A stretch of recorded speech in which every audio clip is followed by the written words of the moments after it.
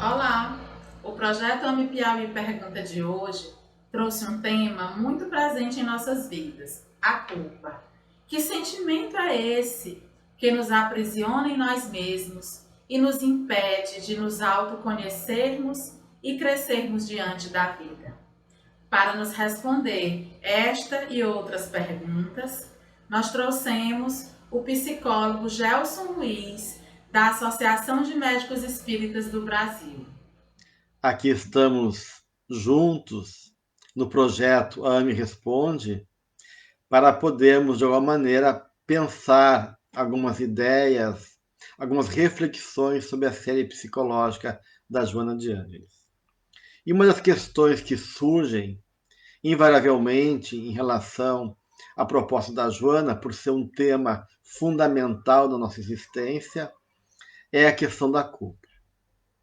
Muitos questionam como lidar com a culpa, já que a emoção da culpa e o medo são talvez os maiores fatores de desagregação da personalidade. A gente sabe o quanto esses dois elementos, o medo e a culpa, favorecem processo de obsessões, de desestabilização interna, despotencialização das nossas energias, nosso mundo interno, provocando uma série de conflitos que vão resultar em comportamentos neuróticos e até de maior gravidade. Então, realmente é importante termos esse trabalho conosco mesmo de superação da culpa. E Joana de Ângeles, na série psicológica, ela vai se ocupar desse tema em vários momentos dos seus livros, trazendo as possibilidades de libertação de culpas que trazemos, seja culpas atávicas do passado, através dos padrões culturais, religiosos que estão impregnados no nosso inconsciente, seja essa culpa coletiva, da consciência coletiva, da moral, mal trabalhada, internalizada por nós, seja a culpa através de conflitos, de ações que fizemos no passado, da qual estamos em desarmonia conosco mesmo, com a nossa consciência. De qualquer maneira, não há caminho de autodescobrimento e libertação quando estamos aprisionados pela culpa. Então, pensando nesse tema, seria importante primeiro a gente poder entender, né, quantos tipos de culpa, né, existem, né? Se a culpa que trazemos ela é legítima, né, ou ela é fruto de uma fantasia interna que nos aprisiona, o quanto ela é válida ou não, até porque os alquimistas, os buscadores de conhecimento da Idade Média falavam de uma busca feliz, a felix culpa, que é uma busca que gerava consciência e comprometimento. Então a gente pode realmente falar de três tipos de culpa, né? A culpa existencial, a culpa como responsabilidade e a culpa como uma defesa à angústia. Então temos essa função da culpa que, de certa maneira, nos alerta frente a uma situação que somos inconscientes na forma de agir e percebemos que ela foi danosa, a culpa como uma consciência de algo equivocado da nossa parte, né? Então, trazendo esse confronto com a nossa consciência e com o nosso compromisso conosco e com a vida.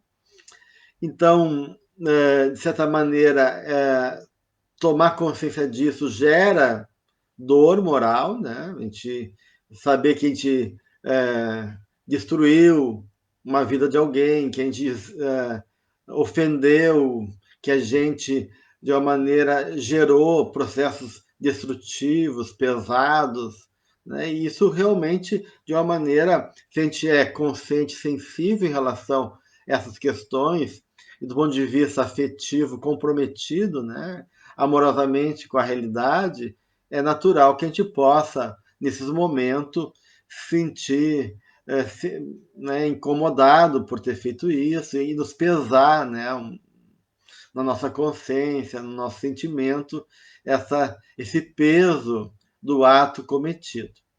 Mas a culpa serve até esse ponto, né? De chamar a atenção. Depois disso, ela perde a sua finalidade. Então, de certa maneira, esse movimento da culpa ela vai se opor depois ao próprio processo de responsabilidade. Porque, de uma maneira, quando a gente fica preso neuroticamente à culpa, né, em padrões de autopunição, processo que a gente fica se penalizando, se vitimizando ou se cobrando, isso acaba sendo um elemento que paralisa o nosso processo evolutivo e impede a gente ser responsável pelo nosso mesmo.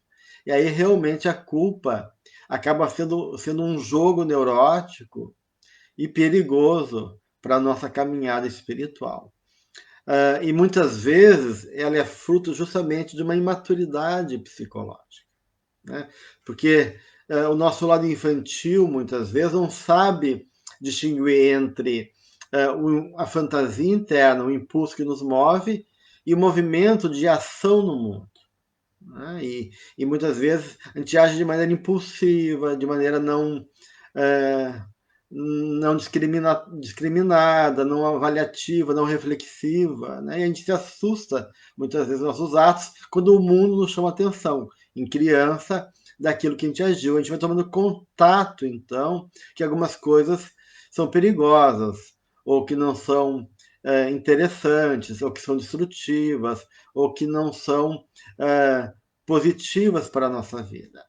Só que, se a gente mantém uma mente infantil, prisioneira no medo de ser amado, no reconhecimento do valor, ou não discriminando, não se apropriando dessa capacidade de valorar e discriminar a partir dos nossos sentimentos e a partir de uma ética, nós muitas vezes ficamos impregnados por imagens, padrões ligados a essa infância ou, de uma certa maneira, misturados com conflitos que trazemos de outras vidas no nosso inconsciente. É como se a gente não pudesse conter e nos responsabilizar de maneira tranquila e madura por essa realidade interna ou mesmo frente ao movimento que nos cabe diante da vida. Então, podemos falar de um padrão de culpa que é uma defesa para a nossa angústia. Ou seja, muitas vezes, por questões do passado e por uma dificuldade de enfrentar a nossa realidade, ou em função de sermos uma criança que não fomos compreendidos, num ambiente hostil, de muita exigência, ou de muita crítica, de desqualificação, de exposição e vulnerabilidade, aonde a experiência emocional nos sentimos muito só, ou abandonados, ou não compreendidos, ou nunca suficientemente aceitos, né? Dá uma ação de aniquilamento, né? De impossibilidade emocional.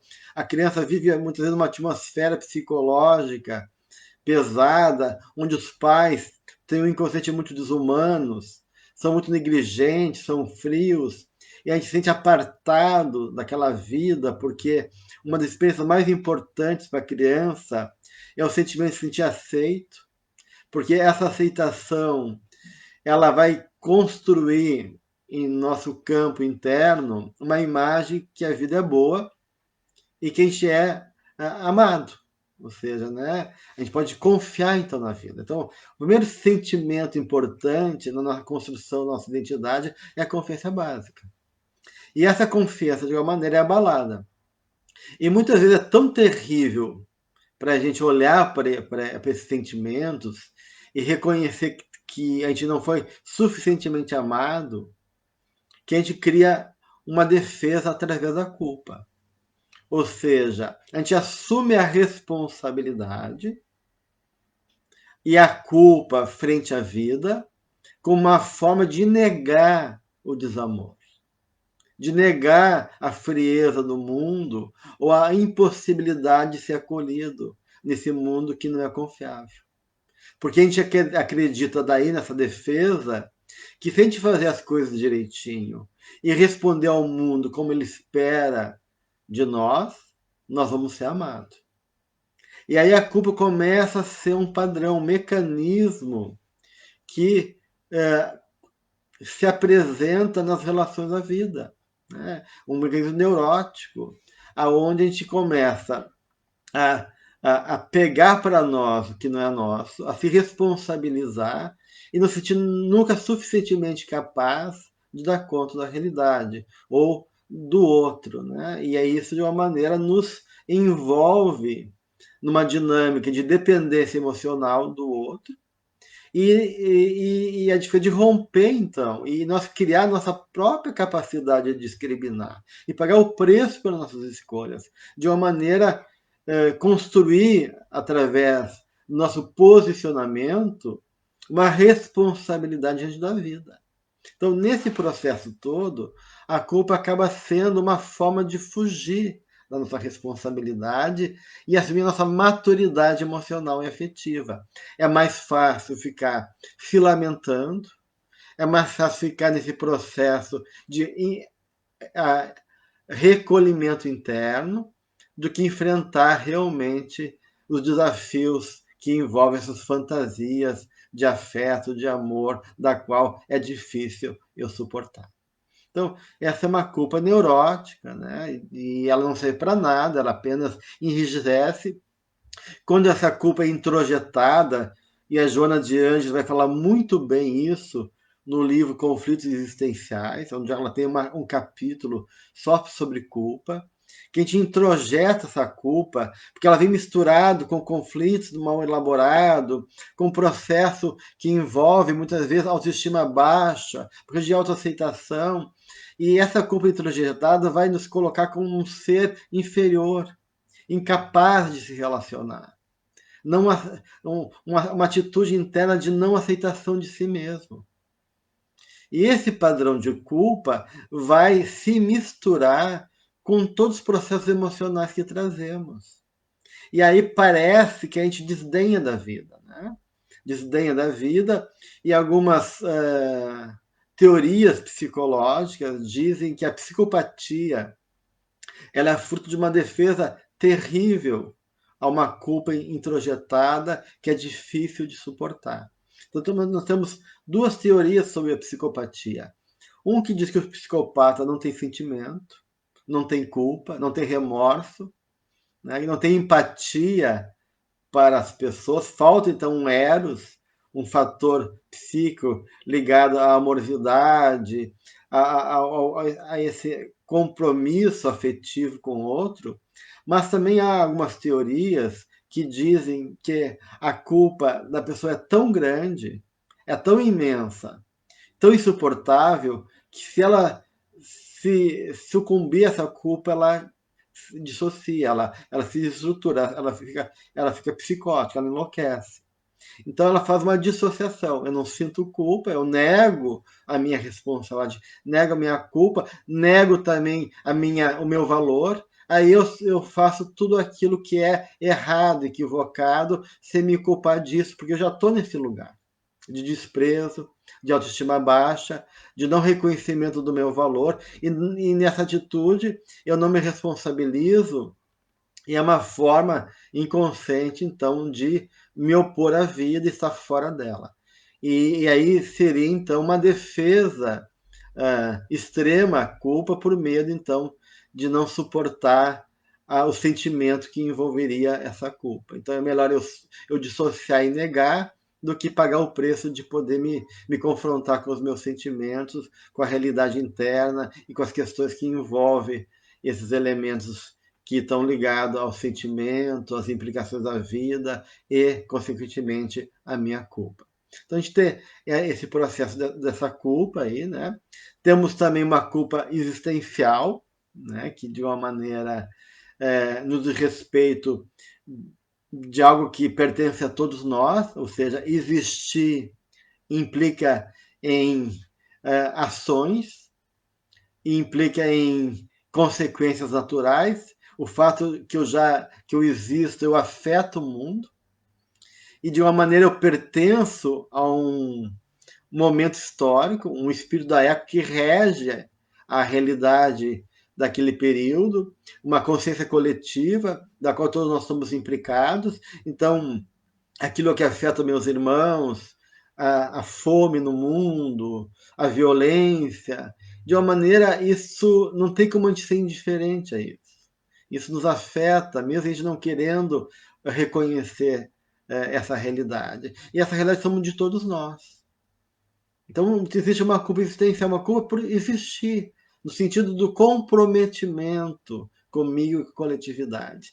E essa culpa, de certa maneira, ela não está ligada só ao que a gente faz, mas àquilo que a gente deixa de fazer, daquilo que a gente tem consciência, daquilo que a gente sabe que é importante, daqueles valores éticos que já regem nossa vida, ou daquelas consciências frente à realidade do mundo, e a gente evita olhar, evita se comprometer, se sente incapaz, mas que fica aquela cobrança interna, aquele elemento nos chamando a atenção, nos comprometendo para aquilo que não foi feito ainda.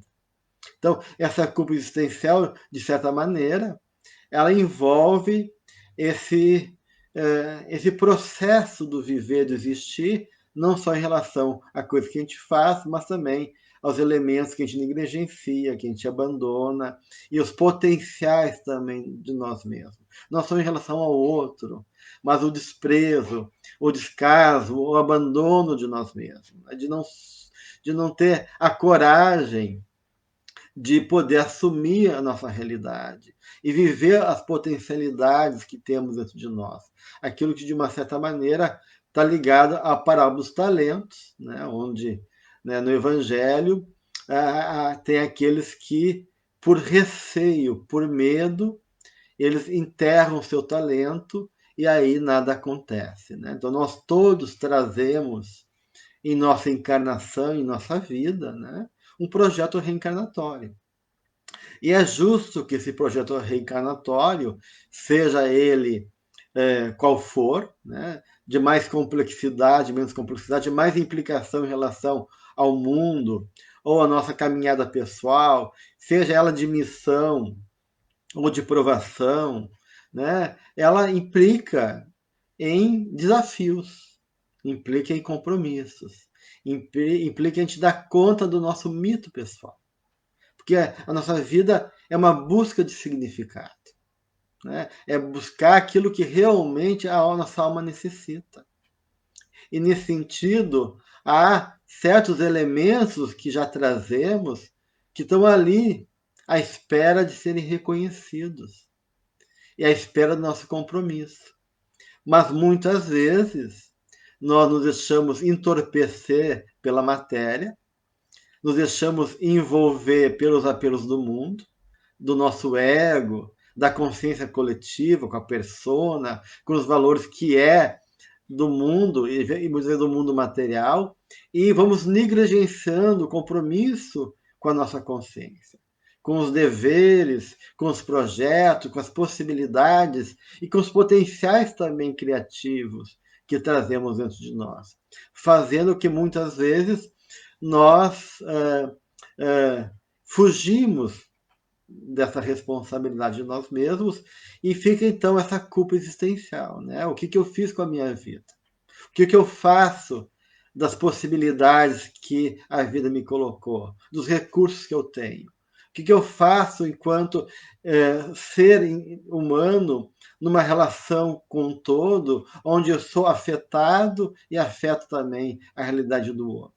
Então a gente tem essa culpa existencial. Né?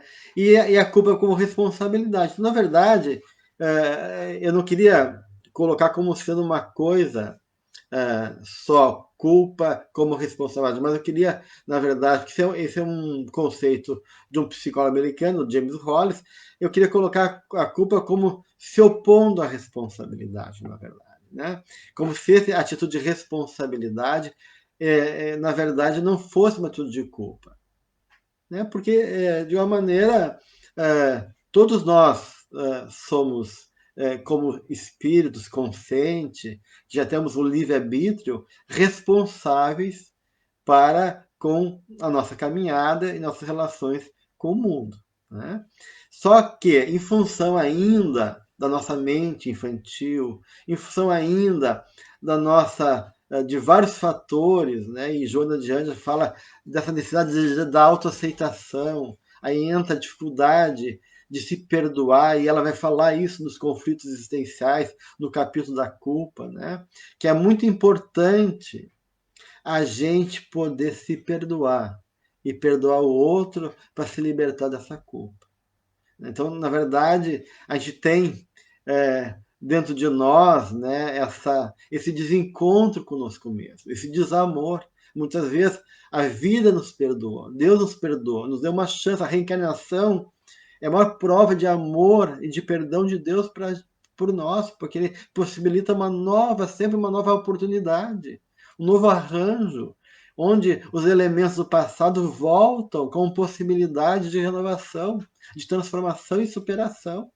Então, a vida sempre é muito dadivosa. Deus, nosso Pai, é amor, é perdão, né? Mas não nos isenta de a gente ter que superar e nos confrontar com a lei de causa e efeito e assumir a responsabilidade pelo aquilo que a gente semeou nessa ou em outras vidas, né? E muitas vezes a gente fica em conflito por N questões, né?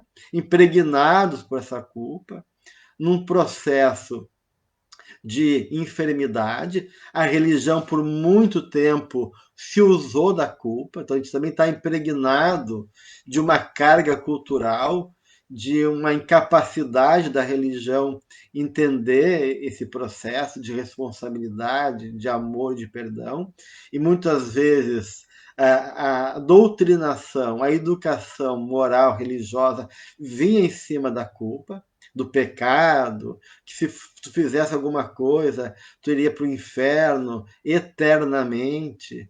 E isso de uma maneira, durante milhares de anos, impregnados por essa fantasia, a gente carrega essa fantasia dentro de nós, mesmo que inconsciente. E isso tudo vai se misturando, né? Gerando, então, padrões conflitivos em nosso mundo íntimo. E tem esses elementos que trazemos também do passado, né?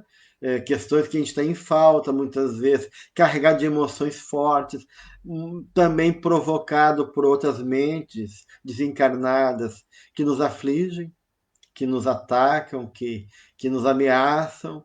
E isso tudo, se a gente não confia nesse amor, né? Porque de uma maneira não falta o amor do Pai, o amor da vida, falta a gente acreditar nesse amor, né?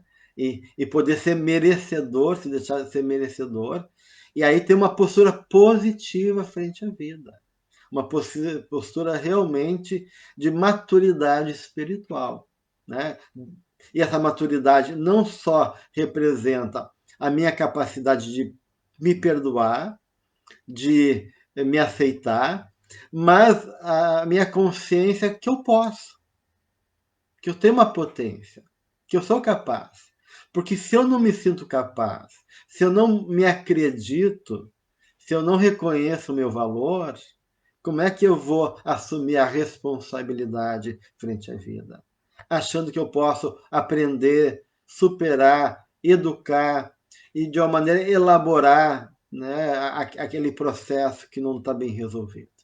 Então, de uma certa maneira, esse processo de perdão que Joana de Anjos nos fala no livro Conflitos Existenciais envolve, de certa forma, essa capacidade de, não só de se aceitar, mas de poder se conectar com a amorosidade da vida, né? Essa amorosidade e essa capacidade de reconhecer também o teu valor, a tua autoestima, né? Um de valor de nós mesmos, né? E que a nossa proposta, enquanto caminhada evolutiva, é de vencer, né? É de chegar à meta a ser alcançado, que é a nossa plenitude, que é a nossa perfeição, né? E existe uma força interna ligada ao nosso self, nossa essência, que nos impele em favor disso.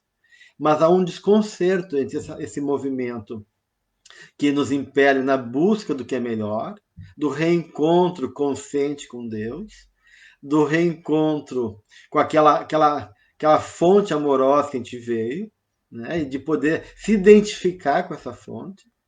E esse processo do nosso ego, desse self que vai se constituindo aos pouquinhos, essa consciência espiritual que vai amadurecendo, que está muito ainda presa, identificada com padrões e marcas do passado, marcas emocionais, né, que vão nos assaltando.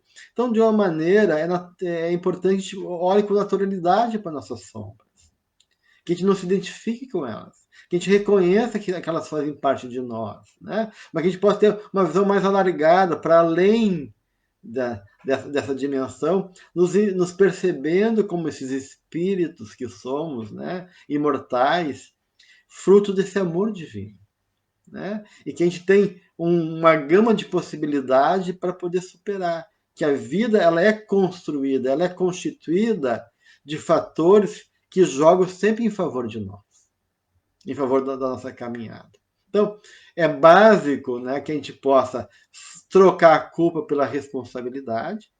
É fundamental, nesse processo de superação da culpa, a gente ir buscando elementos que agregam elementos positivos para desmanchar esse eco do passado, para que eles sejam drenados e dissolvidos aos poucos.